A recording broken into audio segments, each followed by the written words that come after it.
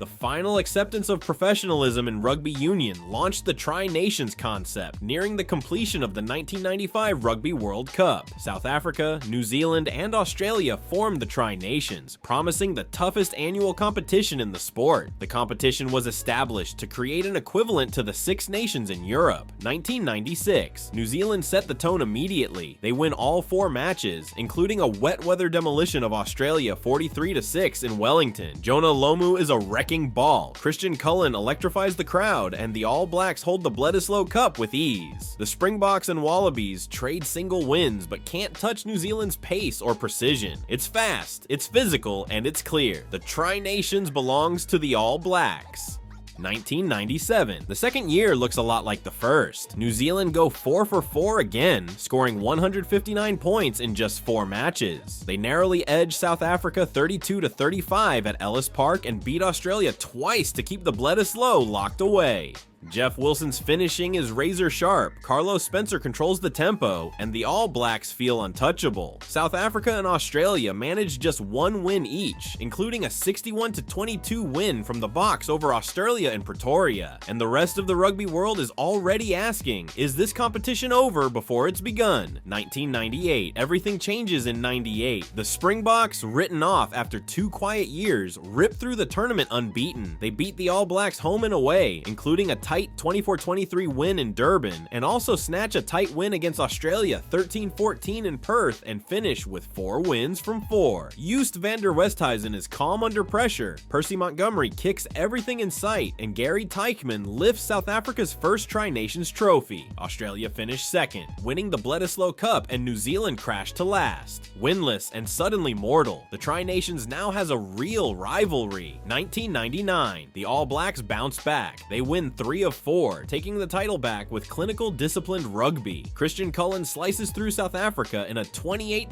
shutout, one of the most one-sided results in Tri-Nations history. Australia grabbed second place after a 28-7 home win over New Zealand and retained the Bledisloe Cup, while South Africa stumbled to third, only winning 10-9 against Australia in Cape Town. It's a statement from the All Blacks. Last year was a blip. They're still the team to beat heading into a World Cup year. 2000. Instant classic to open, 109,874 in Sydney watched the game of the century as the All Blacks edge Australia 39-35 with Jonah Lomu's late winner. 3 weeks later in Wellington, the Wallabies flip it 24-23, then hammer South Africa 26-6 to set up a Durban decider. There, with the series on a knife edge, Australia grind out 19-18, their first Tri-Nations title sealed by nerveless late goal kicking and field position. The Wallabies are world champions, Tri-Nations champions, and suddenly the Southern Hemisphere's gold standard. 2001. The 2001 Tri-Nations brings the Wallabies their second title, but not without drama. In the final round in Sydney, with their legendary captain John Eales making his final appearance, Australia clinches it in the last seconds. Kefu powers over for a try as the clock hits 0, sealing a 29-26 win over the All Blacks and keeping the Tri-Nations trophy and the Bledisloe Cup at home. Throughout the series, Australia finished with 2 wins, 1 draw, and 1 loss, just enough ahead of New Zealand's 2-all, while the Boks limp home with a single win and a draw. 2002. New Zealand roars back in 2002, taking the Tri-Nations crown with 3 wins out of 4 and a plus 32-point differential. Their dominance is epitomized by a 41-20 demolition of South Africa in Wellington, 5 tries from 5 different players, and Mertens orchestrating the attack. Australia finished middle of the pack at 2-2 and retained the Bledisloe Cup for the 5th time in a row, while South Africa slide to 1 win and 3 losses. The All Blacks have spoken, this is their territory again. 2003. The 2003 Tri-Nations delivers a flawless result for New Zealand. 4 matches, 4 wins, and a staggering plus 77-point differential. They shut down Australia and South Africa with ruthless efficiency, including a 1652 demolition against South Africa and a big 21-50 win against Australia, both away games. Australia falter with 1 win and lose the Bledisloe Cup, which they held since '98, and South Africa struggle even more. 2004, the Springboks roar back to life under new coach Jake White. They win the Tri-Nations for the 2nd time, powered by a young Schalk Burger and the tactical boot of Percy Montgomery. All teams go 2-2, but South Africa edge the standings via points. Their defining moment comes in Durban against Australia.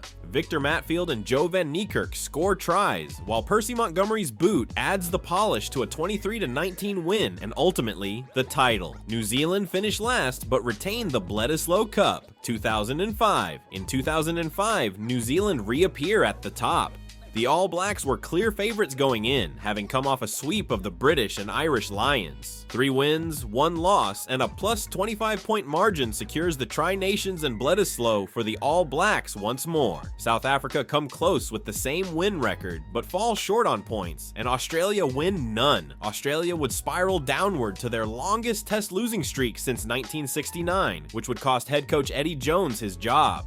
2006. 2006 marks a turning point in structure and in dominance. For the first time, each team plays the others 3 times, not 2, stretching the competition to 9 matches. The All Blacks win the title again, but this season is remembered for South Africa's massive upset in Rustenburg. New Zealand had been unbeaten in the tournament until the final round, when the Boks edged them 21-20 thanks to a late Andre Pretorius penalty. Still, with 5 wins from 6, New Zealand lift the trophy for the 2nd straight year. The All Blacks not only defend the Tri-Nations, but also retain the Bledisloe Cup and claim the Freedom Cup for the first time. The All Blacks' depth, led by Carter and McCaw, proves they can survive almost anything. 2007. With the Rugby World Cup looming, the 2007 Tri-Nations is condensed to just 6 matches. South Africa, eyeing glory in France, send a below-strength squad for their away fixtures. So much so that New Zealand and Australian rugby officials briefly consider scrapping their remaining matches against them. The All Blacks hold their nerve, winning 3 of 4 to claim yet another title. Australia notch a famous 20-15 win over New Zealand in Sydney, but otherwise struggle for consistency. South Africa's understrength approach cost them here. They finished last. But by year's end, the Boks have the last laugh, lifting the Webb Ellis Cup in Paris, while the All Blacks win the Tri-Nations and Bledisloe Cup.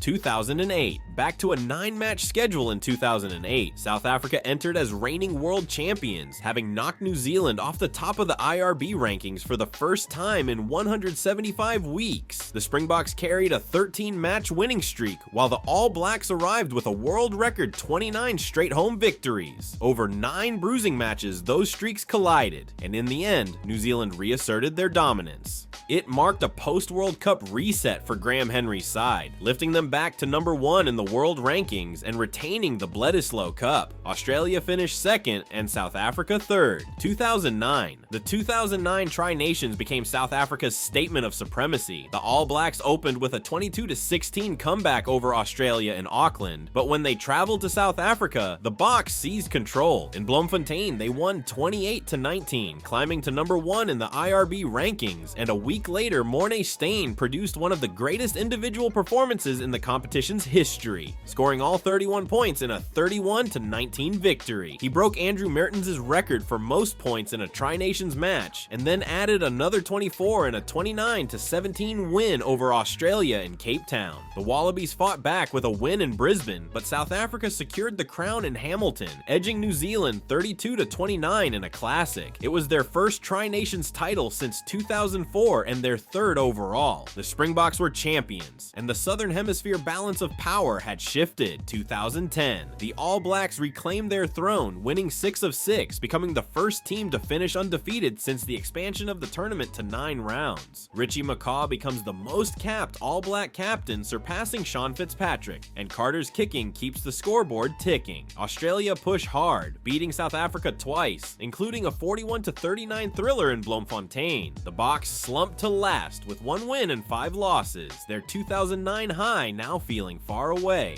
By year's end, New Zealand have re-established absolute dominance heading into a home World Cup. 2011. It was the final year before Argentina's entry, with the Tri-Nations shortened to just 6 games because of the upcoming World Cup. Australia reclaimed their 3rd title, their first in a decade, by winning 3 of 4 matches. The decisive moment came in the closing clash, a fierce 25-20 victory over the All Blacks in Brisbane. New Zealand finished level with Australia, while the Springboks ended with just 1 win win from 4. Weeks later, the All Blacks lifted the Webb Ellis Cup on home soil, but the Wallabies had secured the Tri-Nations crown. 2012. Argentina joins the party, and the Rugby Championship is born. The Pumas fight hard in their debut campaign, but go winless, earning respect with a gritty 16-16 draw against South Africa in Mendoza, and pushing Australia close in 2 tight contests. Meanwhile, the All Blacks are untouchable, winning all 6 matches and sweeping every opponent home and away. With Dan Carter, Richie McCaw, and Kieran Reid at their peak, New Zealand reigned supreme. Australia edged South Africa for second place, while Argentina show they truly belong, proving it by how much work they make every team put in. 2013. The All Blacks doubled down in 2013, once again going a flawless 6-0, this time with even more flair. They amassed a staggering 28 points to top the table, outpacing South Africa's 19 and Australia's 9. Their defense suffocated opponents at every turn, while the backline lit up the tournament. Ben Smith crossed for his 8th try, a new record in both the Rugby Championship and Tri-Nations. Argentina remained the underdogs, winless but relentless in their fight. 2014. The campaign opened with a shock as Australia held New Zealand to a 12-12 draw in Sydney, ending the All Blacks' 17-match winning streak. The All Blacks bounced back immediately with a crushing 51-20 victory in Auckland to retain the Bledisloe Cup. South Africa edged Argentina twice, including a narrow 31-33 escape in Salta. On the Gold Coast, Australia survived a late Argentine surge, and in Perth they edged the Springboks 24-23. The final rounds produced historic moments. South Africa handed New Zealand their first Rugby Championship defeat, 27-25 in Johannesburg, with a late Pat Lambie penalty, while Argentina stunned Australia 21-17 in Mendoza, claiming their first ever Rugby Championship victory. 2015. The 2015 Rugby Championship is trimmed to just 3 rounds because of the World Cup, but the cut-down format doesn't lessen the stakes. Australia rise to the occasion, sweeping all 3 of their matches to claim their first title since 2011, and their first ever with a perfect record in either the Tri-Nations or Rugby Championship. The Wallabies capped their run with a decisive 27-19 victory over New Zealand in Sydney, a win that also delivers the Rugby Championship crown. South Africa, by contrast, endured their lowest point in the competition's history, finishing bottom and going winless for the first time ever across both formats. 2016. In 2016, the Rugby Championship returned to its full format and New Zealand dominated from the start. The All Blacks crushed Australia 42-8 in Sydney, backed it up with a 29-9 win in Wellington to retain the Bledisloe, and swept aside Argentina and South Africa. The Pumas notched a historic 26-24 win over the Springboks in Salta, while Australia snapped their own losing run with a victory over South Africa in Brisbane, but no one could touch New Zealand. By round 4, they had already secured the title with 4 bonus point wins, scoring more tries than the rest of the field combined. It was dominance so complete that pundits called them the best side rugby had ever seen. 2017. 2017 elevates dominance into a dynasty. New Zealand cruised to another perfect 6-0 season, outscoring rivals by plus 127 over just 6 tests, underscoring that 2016 wasn't a fluke. South Africa and Australia scrapped for second, each finishing with 2 wins, 2 draws, and 2 defeats, but the Boks edge ahead on points difference. Argentina show moments of flair, but can't convert them into results, losing all 6 matches. It's another campaign defined by New Zealand's dominance. 2018 sees New Zealand claim their 16th title with a 5-1 record. Their only blemish comes in Wellington, where South Africa stunned them 36-34. The Boks' first win on Kiwi soil in nearly a decade. But the All Blacks still seal the championship. The big story: Argentina notched 2 famous wins, beating both South Africa and Australia, though they still finish last. Australia endure a disappointing campaign in 3rd, just 1 point clear of the Pumas. South Africa, meanwhile, take 2nd and start to believe they can truly challenge New Zealand heading into the 2019 World Cup. 2019, a shortened World Cup year format means just 3 matches each, and South Africa take full advantage. They beat Australia Australia and Argentina, then hold New Zealand 16-16 in Wellington to secure their first rugby championship in a decade. Australia grabbed second with a famous 47-26 win over the All Blacks in Perth. New Zealand slipped to third. Argentina finished last. Months later, the Springboks ride that momentum all the way to World Cup glory in Japan. 2020. The pandemic reshapes the table. South Africa withdraw, and the Tri-Nations returns with only Argentina, Australia, and New Zealand. The All Blacks lift the title, but in a year truncated by circumstance, the real story is the Pumas. Argentina beat the All Blacks for the first time ever, a 25-15 shocker, and tie Australia twice. Australia also hand the ABs a 24-22 heartache in Brisbane, so while the trophy goes back to New Zealand, the headlines belong to Argentina, finishing second and their breakthrough moment in rugby history.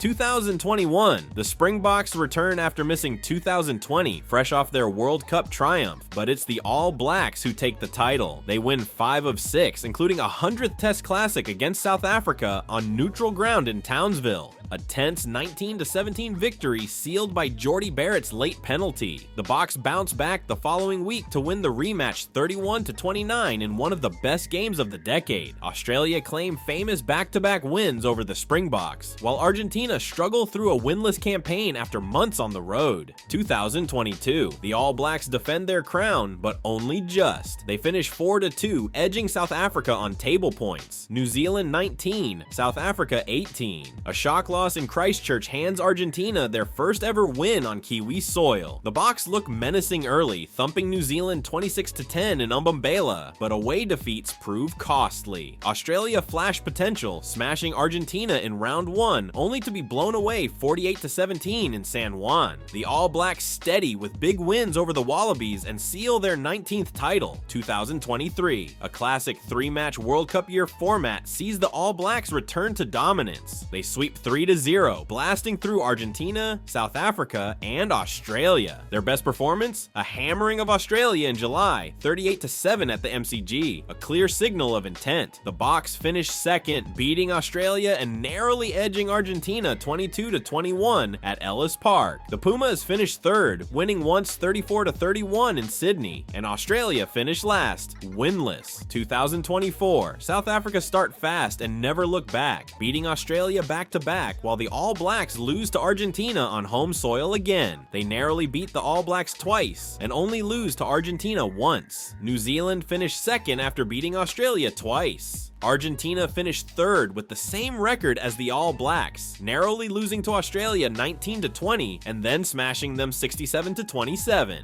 Australia finished last with just one win.